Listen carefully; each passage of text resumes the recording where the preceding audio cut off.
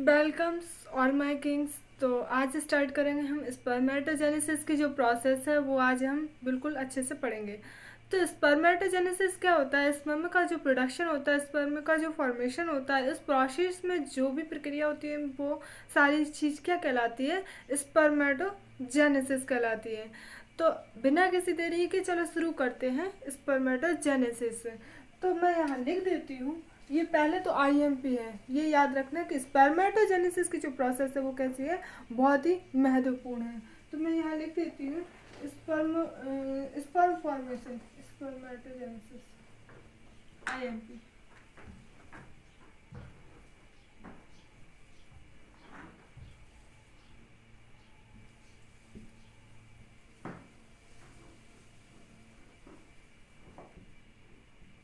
Spermatogenesis क्या होता है? Formation of mature spermatozoa, formation of mature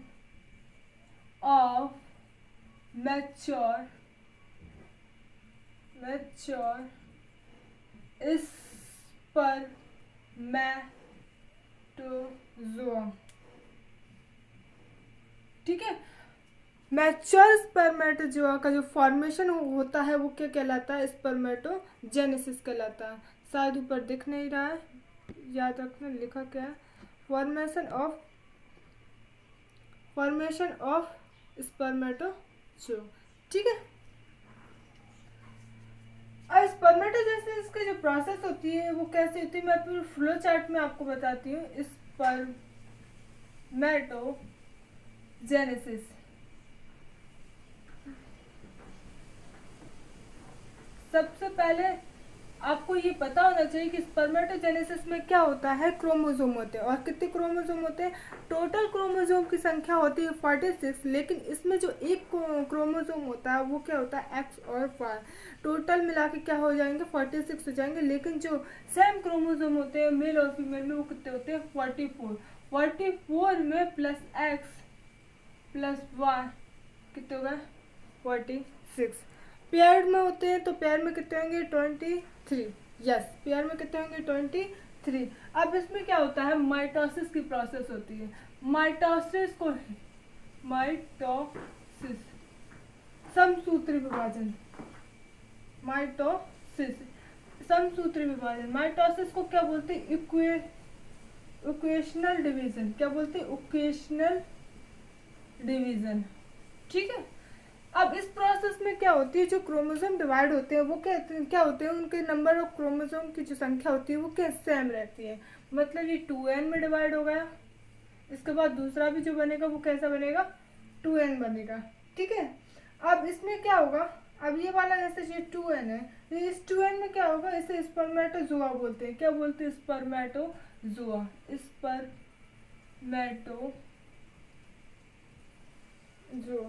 spermatogonia बोलते हैं, स्पर्मेटोगोनिया। ठीक है, अब स्पर्मेटोगोनिया क्या होगा? ग्रोथ करेगा। क्या करेगा?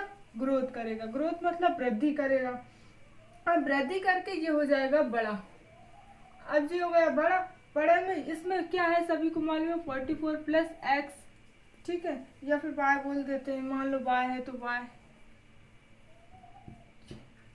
ये अब मेल का चल रहा है तो बाय चलेगा। ठीक है, ये याद रखना, मेल वाले में बाय होता है, ये याद रखना। अब इसके बाद क्या होगा? मियोसिस प्रोसेस होगी। मियोसिस को हिंदी में क्या बोलते हैं? मियोसिस को हिंदी में बोलते हैं अर्धसूत्री विभाजन। इसमें क्या होता है? रिडक्शनल डिवीजन होता है।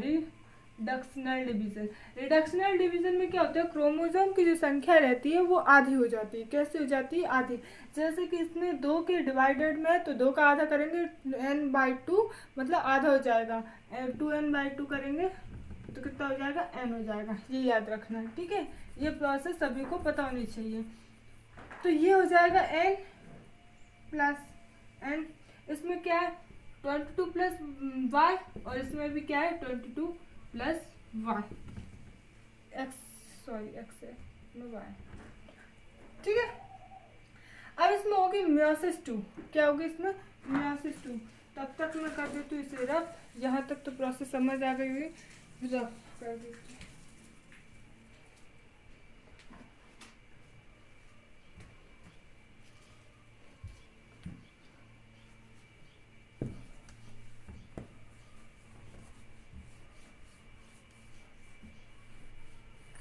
की प्रोसेस पूरी आ जानी चाहिए। कहाँ तक पहुँचे हम? पहुँचे एन तक। कहाँ तक पहुँचे? एन तक।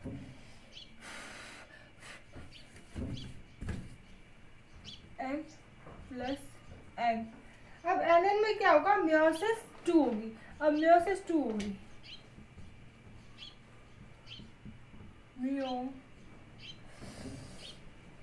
मियोसिस 2।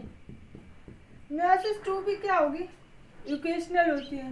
इक्वेशनल क्यों होती है? क्योंकि ये माइटोसिस के जैसी होती है। मियोसिस 2 कैसी होती है? माइटोसिस के जैसी होती है। और इससे क्या होंगे?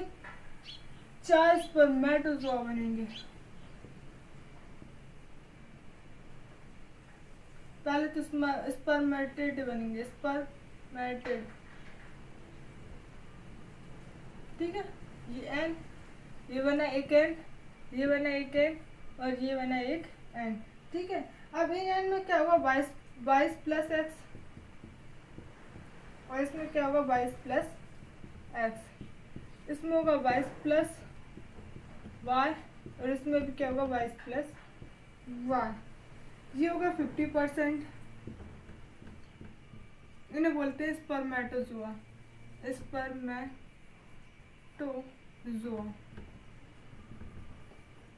ठीक है। और ये होगा 50%, आधे मतलब 50%। और ये क्या होगा? स्पर्मेटोजोआ। अब स्पर्मेटोजोआ में क्या होता है? स्पर्मेटोजेनेसिस की प्रोसेस चलती है। स्पर्मेटोजेनेसिस क्या होता है? Conversion of spermatid into spermatozoa. इस प्रोसेस को क्या बोलते हैं? Conversion to spermatid, conversion to of conversion of spermatid to into spermatozoa. तो स्पर्मेटोजेनेसिस की जो प्रोसेस होती है उसमें क्या कहते हैं? Conversion to spermatogenesis, spermatid into spermatozoa. इस प्रोसेस को क्या बोलते हैं? इस प्रोसेस को बोलते हैं स्पर्मेटोजेनेसिस। अब इसके बाद आते हैं, इसके बाद क्या होता है? मैं एक क्वेश्चन टाइप का लिख दे रही हूँ।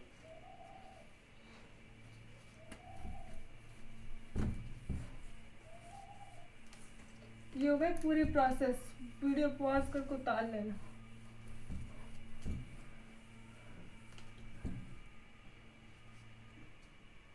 यहाँ लिख दे रही हूँ, when spermatozoa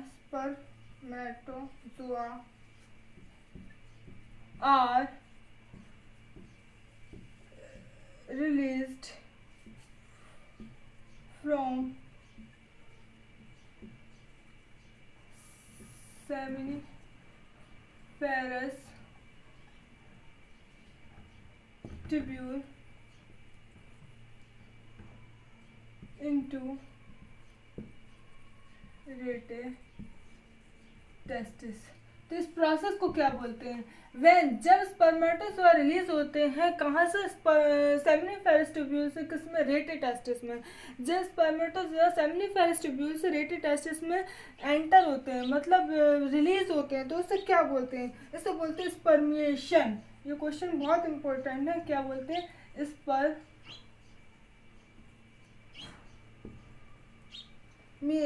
स्पर्मिएशन, ठीक है।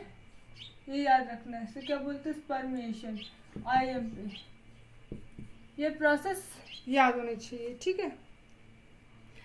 अब क्या है? अब है इसमें मैं ये लिख देती हूँ कि कौन कौन सी चीज़ें मोटाइल होती है। इन्हें सिर्फ मैं बोल देती हूँ, आपको याद रखना है कौन कौन सी चीज़ मोटाइल होती है, कौन कौन सी चीज़ नॉन मोटाइल होती है, ठीक है।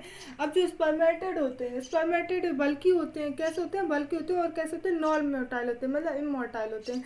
ये चलते नहीं हैं, स्पर्मेटेड चलते नहीं हैं। जब इनके गोल्जी बॉडी होती है, गोल्जी अपैरेटस इनमें प्रेजेंट होता है।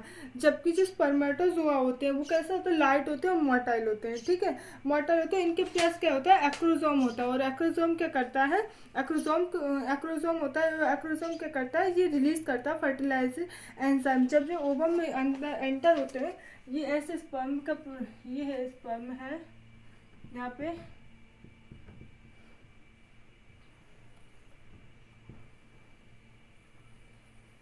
इस तरीके से यहाँ पे प्रेजेंट होते हैं। ये क्या करता है, जब भी एंटर होता है किसमें, ओवम में, तो ये रिलीज करता है। इससे क्या करता है, ये ऊपर की जो बॉडी जो होती है कवरिंग, वो